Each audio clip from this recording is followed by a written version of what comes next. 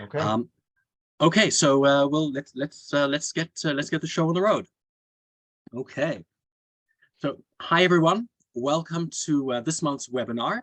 I'm really thrilled that everyone could join us today. And to those listening to the webinar in podcast format or on the YouTube channel, welcome to you as well.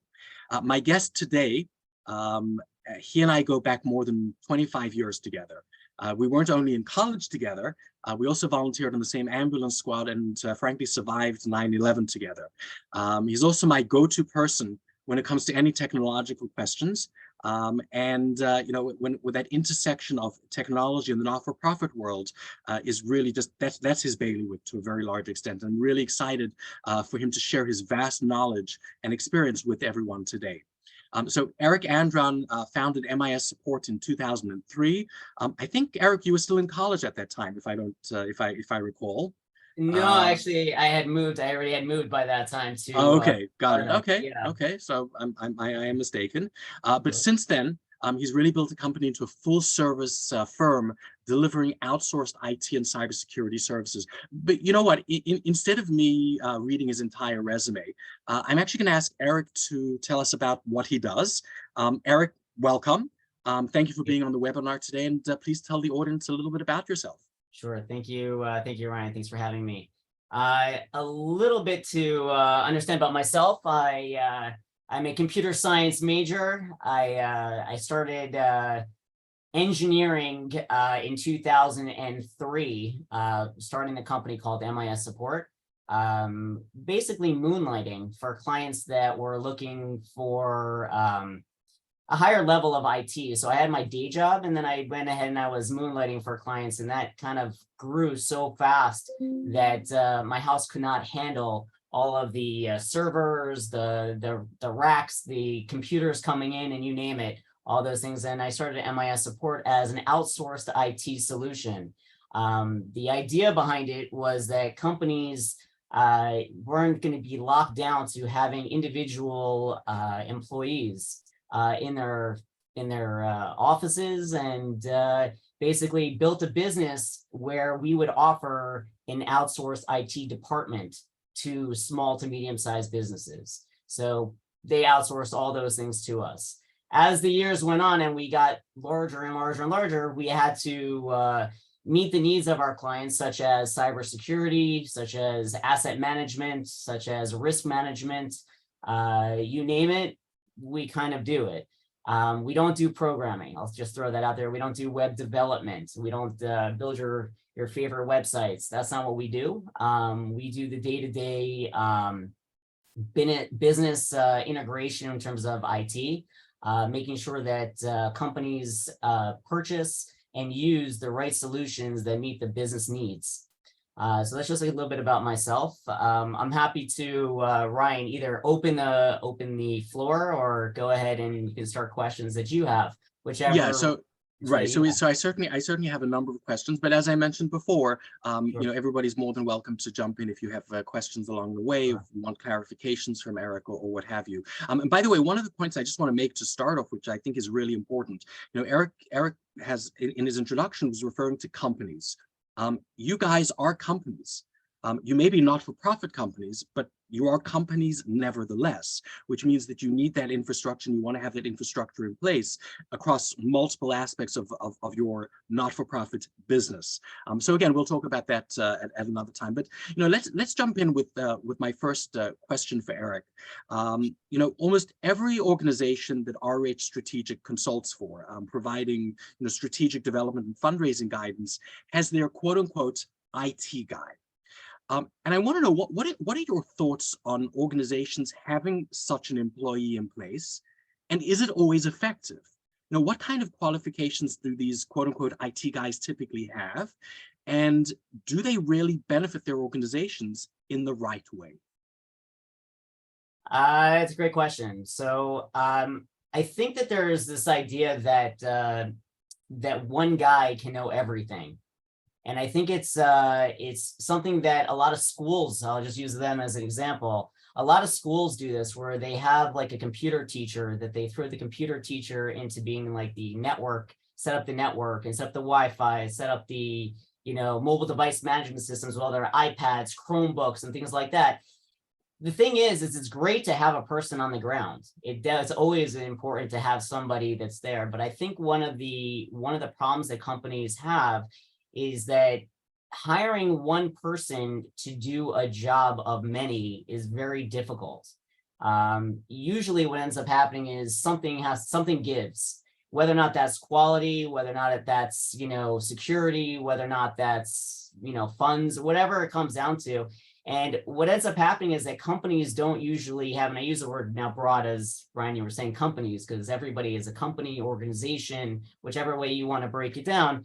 That I think that these organizations run into the problem where they don't have the right solutions that are in place because they rely on one individual person. Now, it doesn't mean that every guy that you hire, every company that has one guy or two guys, that they're not doing a great job. That's not what I mean by that. But I think it's important to understand that having one person, you're going to lose based on that, because you don't have all the skills and all the knowledge that goes into having a proper put together IT department. Again, the focus is always for a company is to meet the needs of the company.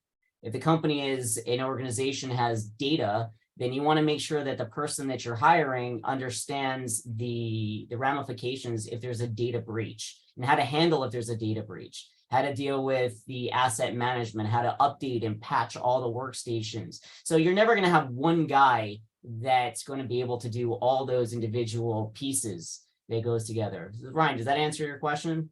Yeah, no, it really does. It really does. Actually, I do want to ask a question. You're talking about about cyber attacks and stuff like that. Is that something you're seeing?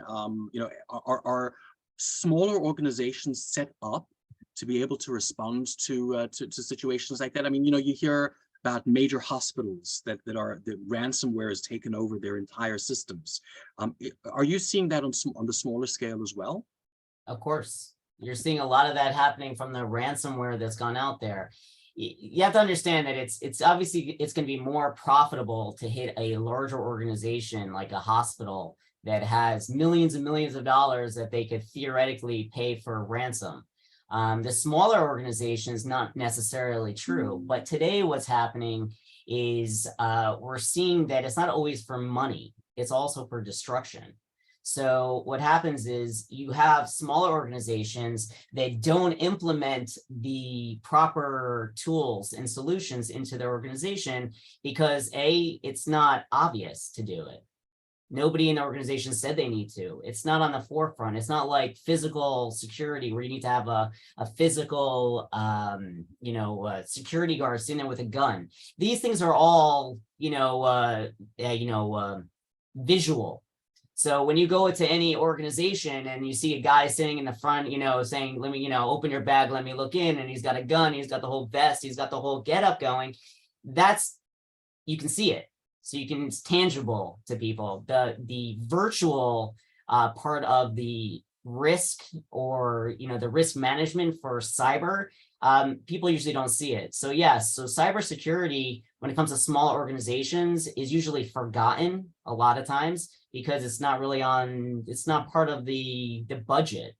Your budget's used for other things that are in there. So yes, we are seeing that schools, Jewish organizations are being attacked all the time. The question is how long has an organization been, infiltrated? How long have they, how long has their information been, stolen from them and placed on the dark web? Your donor information, posted. So the question is a risk. You talk about the risk management. So yes, the answer is that small organizations are being targeted. Schools, by the way, as an example, are they're basically on the wall of shame. We get notifications all the time about schools that have been, hacked. Their information has been leaked, and so on and so forth. So, I want to go back for a minute. We were talking before I interrupted my first question with another question, but I want to go back actually for a moment to the IT concept we spoke about. You know, one of the things that I often see with organizations for which RH Strategic consults is that decision making is often done without including the technology side of the equation. You know, in today's age, I would think that it's really crucial to include the technology in the decision-making process, ranging everything from decisions about the most appropriate CRM, which we can talk about later, to payment processing, and to all manner of decisions that have a technological component to it. So what I want to ask you is, should the IT staff, whoever they may be, whether it's an individual on the ground, or whether it's somebody like MIS support, should they be included in the process in making these decisions, or should they not be included, and part of their role is merely to implement what was decided in those meetings, whatever those decisions may have been? Listen, making a decision after, let's start again, including IT after a decision has been made is sometimes very difficult to then incorporate IT into it. If you think about it, it's like if you make a decision to buy a car and you have 8 kids, right? Buying a sedan and then saying, okay, we're going to make it work. It doesn't really work. You're not gonna strap your kids on the roof of your car and on, as they always say, tie them onto the muffler. It doesn't work. You can't do that. So I think that it's important to remember that any business decisions that will use technology, okay, should always include the IT department.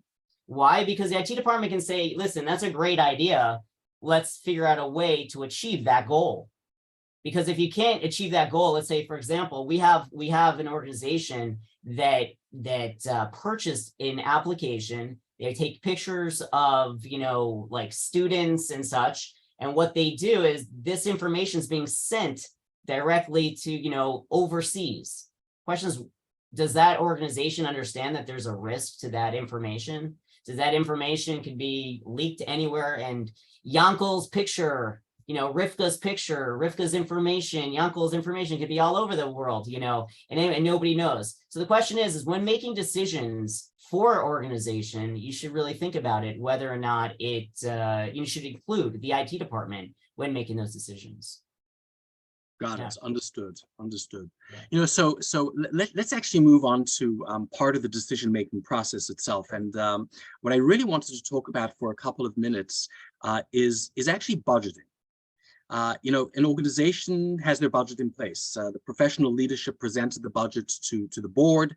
The board ratified the budget.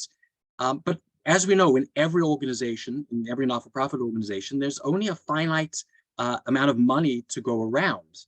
And frankly, every need of any organization has got to be met. So there's always a give and take, and you've got to figure some of these things out, and they're not always easy. But we also realize that not every need can be filled from a practical perspective. So it seems to me that very often technology kind of takes a bit of a backseat. Yeah, you've got, all the kids in a school, as an example, get their iPads or their Chromebooks or what have you. But other organizations where, you walk in and, to a desk, a new employee starts on day one, and they've got a computer dating back to the, to the mid 80s, because the organization hasn't necessarily had the budget to fill that. How would you suggest that an organization go about thinking about incorporating the necessary technological components into their often small and very limited budgets? Hire the right person. And that really comes down to the answer to that is, listen, I can't do my own plumbing. I'm going to hire the right guy to do it. I can't do my own electrical work. I'm going to hire the right guy to do it. When it comes to making decisions in a company has, different pieces of the puzzle that they put together. One of those pieces is you have your CFO, you have your CEO, you have your COO, you have all these O's that go along in there. One of those O's that a company should think about is having some sort of technological person that can answer the questions for the company. When it comes to budgeting, it's always a question of IT always takes the lowest part of the totem pole. But I'll give you an example, and I was saying it. I'll give you an example of a scenario where money, not hiring the right thing could be a problem. You have security guards. I use a security guard, example all the time. If you have a budget, right? Your budget allows you to have the money is one security guard for your entire campus. But when the fire department comes in, the police department, the FBI, and all these people come in and say you need to have for your campus, whether or not it's a school, whether or not it's a JCC, whether or not being whatever the location is, you need to have 5, right? You need to have 5 security guards. The question always comes up, should I hire that one guy, or should I say, forget it? I'm not going to hire any of them. I'm going to wait till I have enough money in my budget for 5. So that's the way I always approach cybersecurity. And that's how I always, tackle the budget question. Every year, you're going to have to keep putting more money into the budget, no matter how you look at it, because the way technology goes, the way inflation goes, cost of living, whatever you're adding up in your equation. So the answer is that even if you had a little bit of money to put into your budget, you should always go with that little bit of money to put something in there. I know that doesn't always work for some people, like it's not worth it, I won't do it. But when it comes to the technology world, you have to start putting money into it. You still have to start looking at your budget. You still have to, again, this year it might be $10. Next year is going to be $20.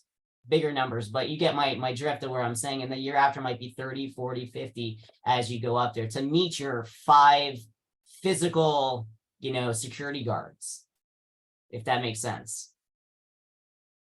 Understood. So essentially you're suggesting always keep investing in your technological infrastructure, even if it's small amounts, but you've got to start building that already on day one. Yeah, but I'll kind of roll that back. I think your first year, the question's always like, I'll give you an example. A lot of organizations by this time of the year have already put their budget into play. They've already gone to the board. They've already dealt with it. It's done. There's no money going into their budget. Call it for schools. There's no more money that's going to be thrown into it at this point because the budget's been finished. It's ready to go. So the question is, okay, but we have this little bit of money that, is kind of like that, under the carpet that we leave it there, that fluff money, so that we can get to it. The answer is you should take that fluff money and you should start putting that into technology, into dealing with potential risks that you have, or potential ways that you can make more money off of utilizing technology the proper way. And that will come back to your CRM question later on in terms of deciding what to get and how to use the right solution for what your needs are, for your business goals are. Right. So let me ask you a question actually, as far as that, from if you can tell us a war story or two.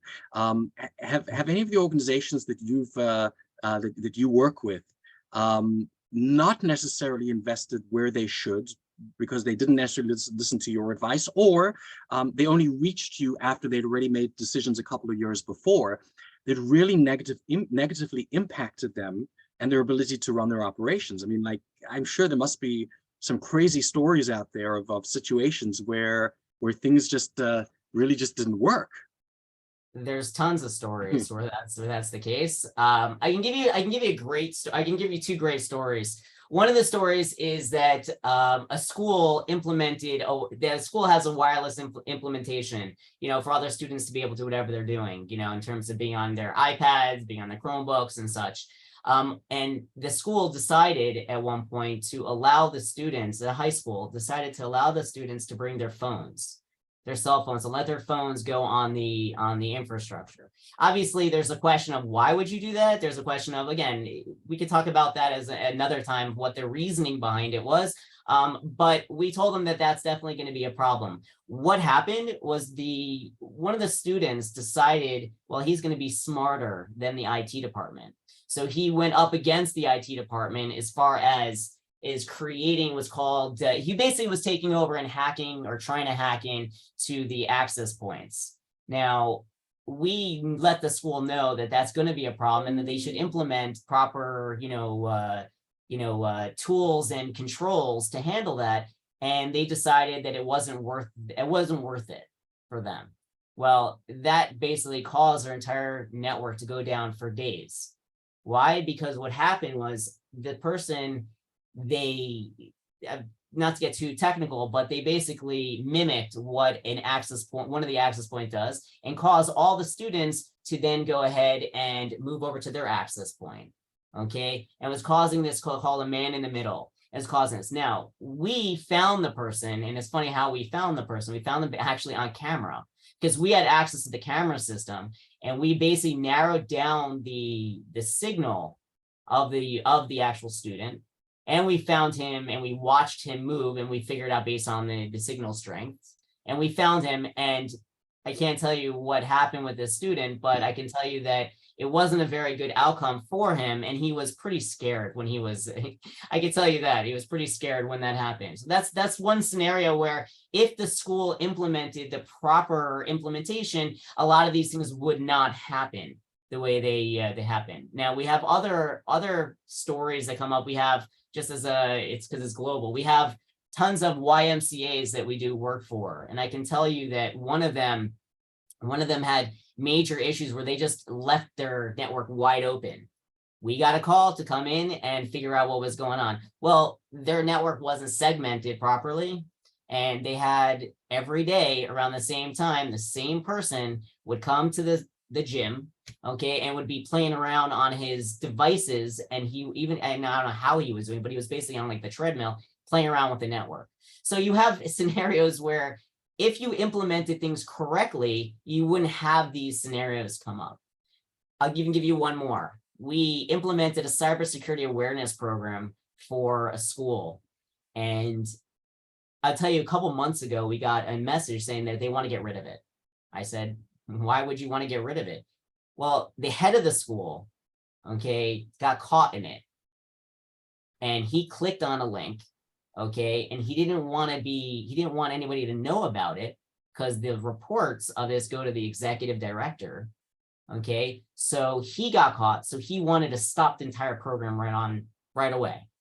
So obviously there was a reason why there was a little bit of embarrassment that was there and things like that. But the point of why I'm even sharing this is that implementing the right solutions is a good thing, right? It could help you. And yes, people are they're only human.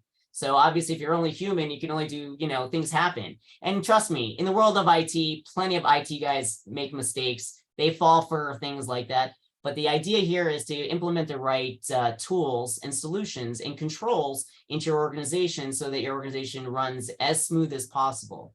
That's the idea. We talk about this, the cybersecurity, call it your plate, your exposure plate, where your plate is so big, right? And the idea, it's like the diet here, but it's basically the idea for us is to make that plate, your attack surface area, smaller and smaller and smaller, so that it's harder for your network or your infrastructure to be penetrated.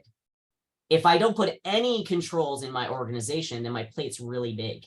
So there's many areas to be attacked from, and so on and so forth. And so just to kind of end with that part is that you look at organizations that have like an accounting department, or and their accounting department is on the same network, okay, as the students, or they have students on one network, they have students on one network, they have accounting department on another network, but they've never tested to see if the students can get onto the accounting department network. And you see that a lot of times where you have this false sense of security that your network is buttoned up, it's perfect, and nobody can, get in there. But yet we run a penetration test on your network, and boom, we're right into, we're going from a student's iPad, we're already on the accounting department, which is scary because the kids are smarter, and I'm using kids as an example because that's the next generation of hackers that are out there, and they figure their way in, so they figure their ways into things like that. Like I said, I can go on with so many stories of things that happen. But the point is that if you if you implement the proper solutions in your organization, as I said, that surface area, attack area, gets smaller and smaller and harder for a hacker to get in. And I'll tell you like this, there's no such thing as 100%. There's no such thing as 100% safe. The question is you look at making your surface attack area smaller, and you look at the risks that could happen if you are, infiltrated or hacked, whichever word you want to use. Got it. So you mentioned students, and they're smarter than all of us. One of the things that students and kids and this, I guess let's call them the new generation, is experiencing, and we're obviously going through it as well, is that technology is changing at a lightning fast pace.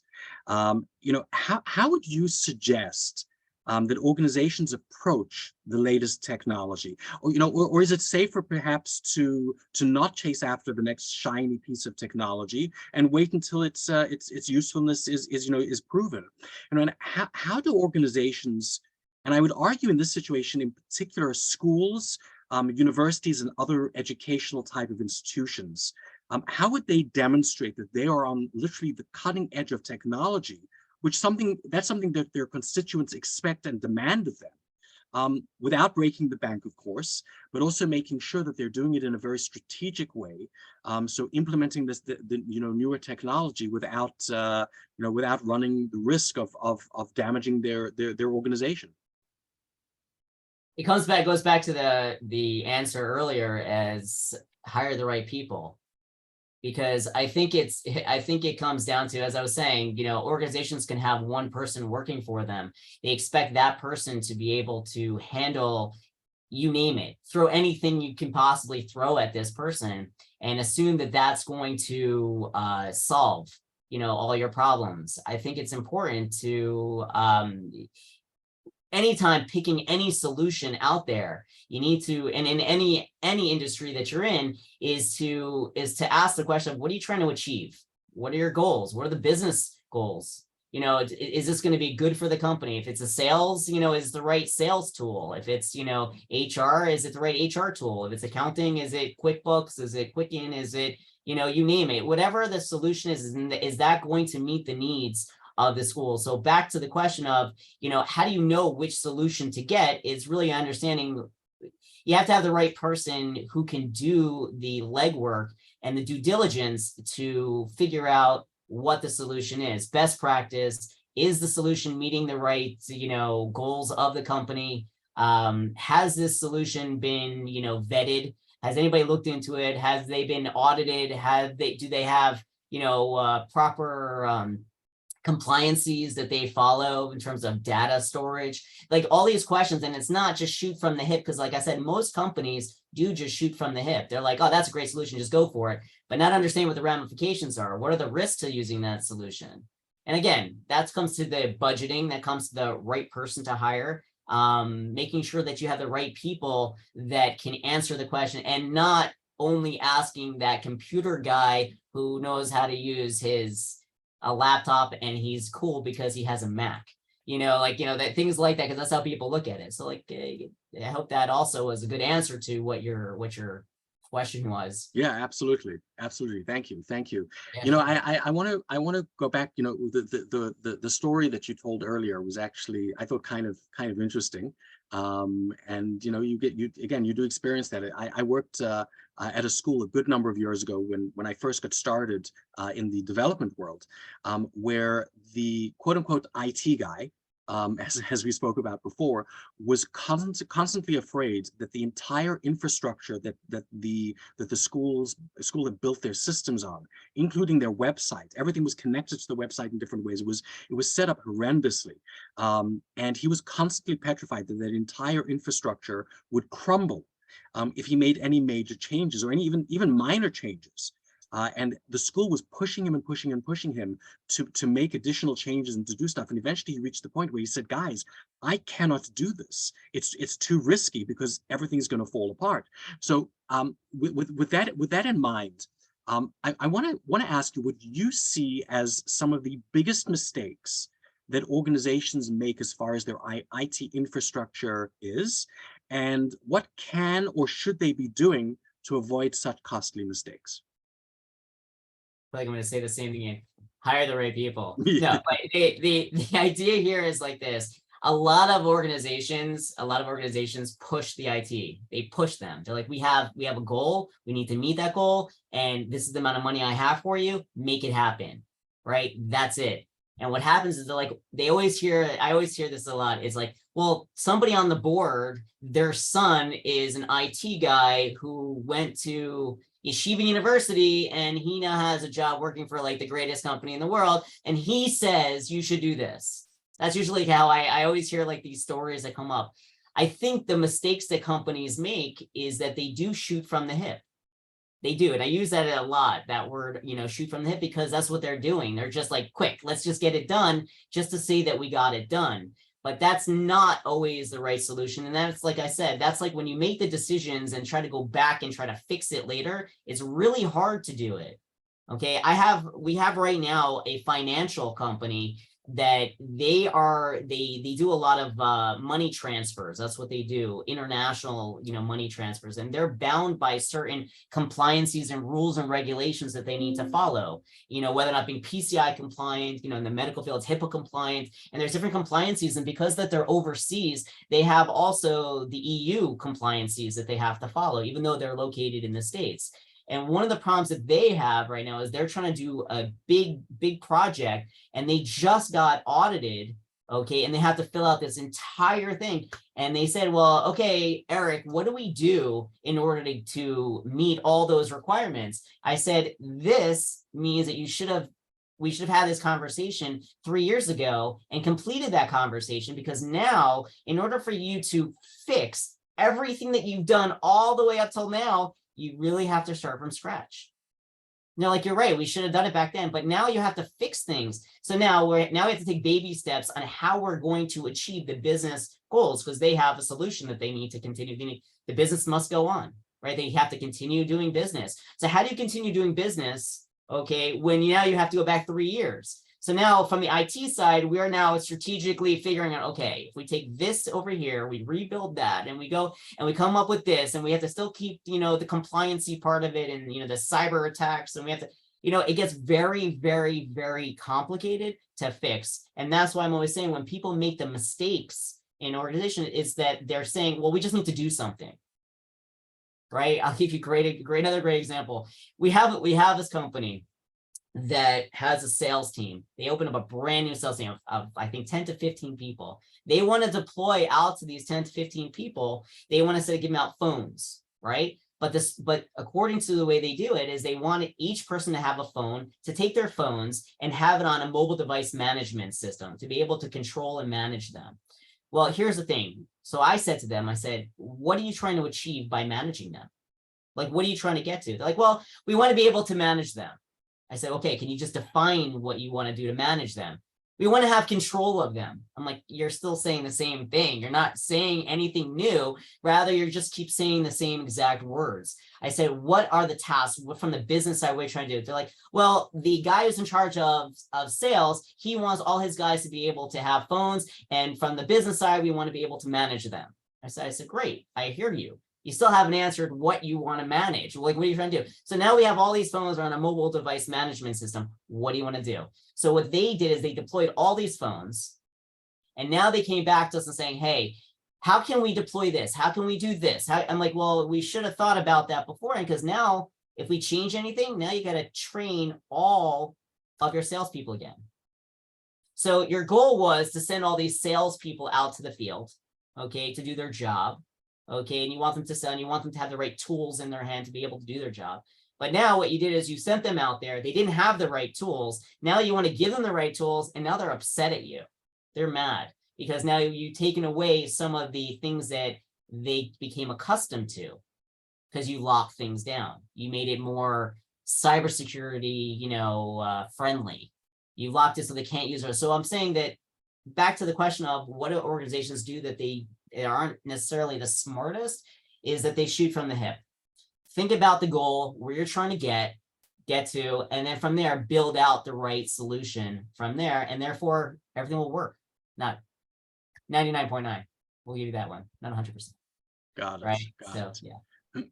So I do have one other question. This is, the truth is that you simply today cannot have a conversation about technology without talking about artificial intelligence.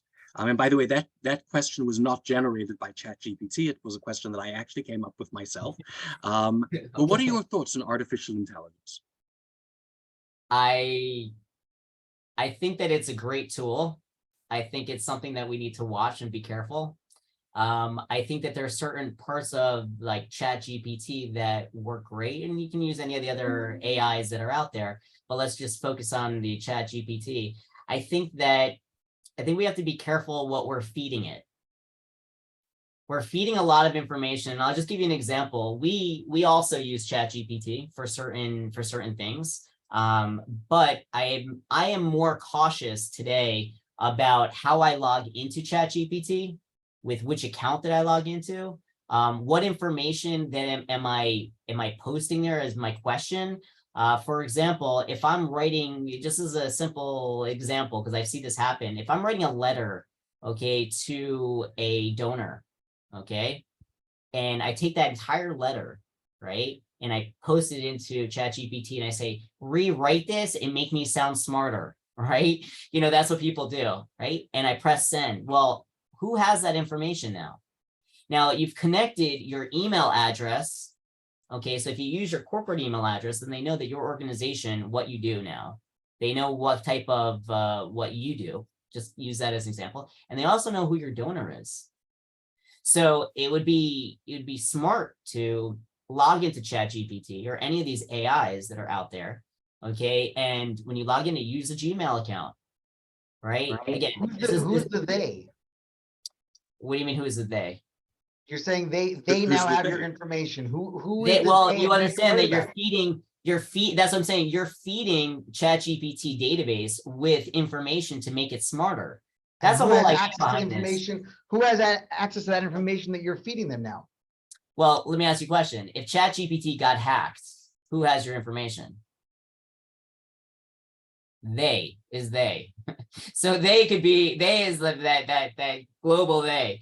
So, and by the way, these things have happened already. So I know that things are very quiet, nobody talks about it, but trust me, I get an email every single day, right? Because we monitor this stuff on the dark web of organizations that have been hacked. And if you saw the names of these organizations, you're like, are you kidding me? These companies are massive. How can that ever happen? It's like impossible. They must have billions and billions of dollars to throw at cybersecurity. So I say they. If I wrote there that Rabbi Horowitz, I've been trying to get in touch with you for weeks and I haven't heard from you. Like I can write this whole email out to you, right? And hey, ChatGPT, make me sound smarter, and I press submit, right? Well, now it knows that I'm a sales guy looking for a certain type of business. I fed that to the AI. The AI now has that. They now know you. Okay, they know, like, so I'm saying is that now all these things, they start connect the dots. So that's the global they that's out there, that somebody has it, and now if it gets hacked, then that's there. So I said, if I'm using ChatGPT, you can use it. No one's saying not to use it, but you should also be more aware of what I like to say in the cybersecurity awareness programs is to say we are our own firewall. Okay, we have to be our own firewall. We have to think about ourselves as we have to be, we always, in the world of IT, we say, a user error. We use, it's like it's a term that you never say to the end user ever, because you just don't say it because they get mad at you. But a lot of times we have to be, we are the user error. We go through that process of clicking on things. We introduce, infections into environments. Okay, we are the ones, it's the users that do it. So I'm saying, I'm going to be very cautious when I go to ChatGPT or any of the AIs that are out there, because I don't want them to. And by the way, we already know this information. If anybody uses Facebook, if anybody uses Google, you Google the internet, all of a sudden, the coolest, like I can talk about something, all of a sudden that shows up in all my feeds. Like, why would that be? In LinkedIn, everything shows up. Like, why is that happening? It's just another form of the AI. Okay, now we're just feeding, we're making this monster bigger and bigger. So that's my answer to the Chat GPT or the AI solutions that are out there, just to be cautious using it, not to say don't use it, just be cautious. Got it. Got it. Eric, could before we leave and before I actually open the floor to questions, Sure. could you tell everybody how best to reach out to you with any questions that they have from today's webinar, and also obviously to discuss how you and MIS support can potentially bring value to their organizations? I think based on everything that I've said so far, I think that you can see the value that our organization can provide to your organization. I think that it's important to remember that it's not just hiring, the random IT guy who, graduated college now, and he's looking for a job. It's hiring the right person. I use the right person numerous times. And we've been in the business since 2003, servicing and supporting very large organizations and also small organizations. And we have a very good handle of what organizations need, not just from, fix your computer, buy you a computer, put on your desk, help you print, because we have all those solutions. We have our help desk, we do the sales, we have the asset management, we manage your virus protection, filtering, content filtering. We actually have great solutions in terms of giving you a good view, like what we call the Optify Tech Pulse, which is basically showing your entire organization in a gauge where you can see everything about your organization, how many assets, how many devices you have, how many devices have virus protection, how many of them are are not in warranty anymore. We have the whole thing that you get to see. And we also, including that, we also have a whole side of our company called Hackify,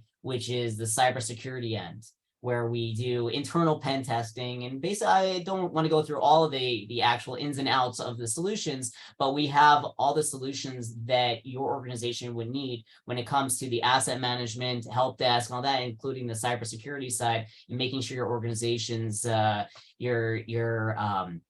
your plate, as I was saying, is we make them smaller and smaller and smaller. That's the idea, your attack surface area. So you can always go ahead. You can always get in touch with me either through, you can reach out to Rabbi Horowitz. He has my information. No, I'm joking.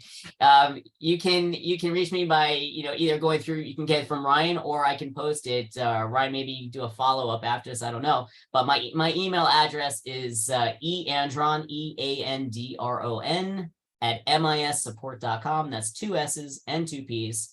They use a mattress, mattress, 1-800 mattress, drop the S for savings, or add the S for savings, right? So it's 2 S's and 2 P's. Again, it's eandron @MISsupport.com.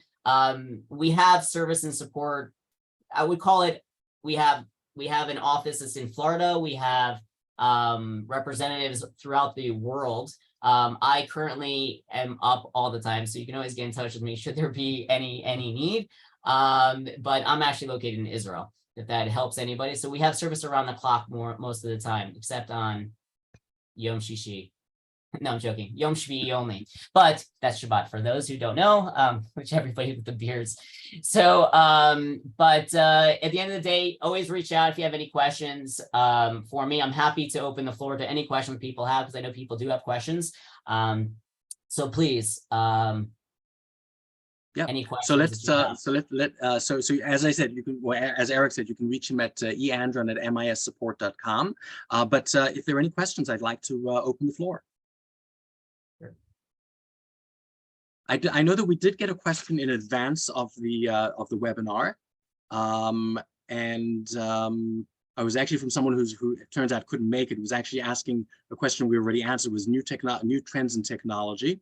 There was also a question that I noticed here, which I'm not sure Eric is necessarily able to answer, but we'll pose it anyway. That was from somebody who's actually is on the call, and that says survey and recommendations of online fundraising tools, when and how they're most effective. I'm not 100% sure I understand the question fully, but Eric, do you understand what the question is asking? I do understand what the question's asking, but I think that you have to understand that because there's so many different types of industries that are out there, there's not one program that everybody's going to go to, just like there's not one CRM to go to at this point. I think it's important to understand what you're trying to achieve first, and then, you know, what you're looking for. And from that, you can then do your due diligence by, you know, picking the right solution that's out in the market. At this point, like I said, there's no buy Microsoft Word, you know, and it's going to work, you know, that's not going to be the right solution for you. Any other questions? Okay. So really, I want to thank you all for joining me today with my guest, Eric Andron from M.I.S Support. Please save the date for our next webinar, which is going to be on Thursday, July 20th, same time, same channel, where we're going to be discussing creating a culture of philanthropy within your organization and how that culture is absolutely crucial to long-term development success. Until then, I want to encourage you guys to really keep up your excellent work on behalf of your organization and the people that you serve.